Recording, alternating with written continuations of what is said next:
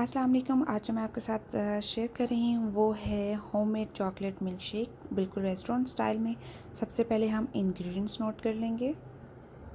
हमें चाहिए 1 cup milk, ice cubes चाहिए हमें 5 to 6, चॉकलेट आइसक्रीम चाहिए 2 scoops and melted dairy milk chocolate. Cream चाहिए हमें 3 टेबल स्पून और इसको हम डेकोरेट करेंगे whip cream, sprinkle some cocoa powder and ice cream scoop.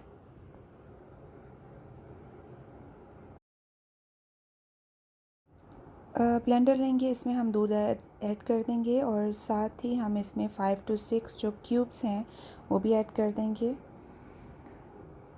Ice cream ले लें आप, चॉकलेट आइसक्रीम लेंगे, इसके 2 से 3 जो स्कूप्स हैं वो भी ऐड कर देंगे।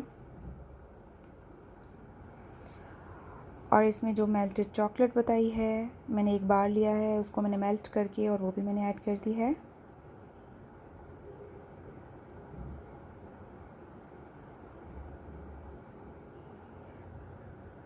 और साथ ही क्रीम जो सी है इसको अच्छे से ब्लेंड कर लेना है और ये हमारा बिल्कुल रेडी है। इसको आप डेकोरेट कर सकते हैं, स्प्रिंकल कर दें कोको पाउडर आइसक्रीम के साथ।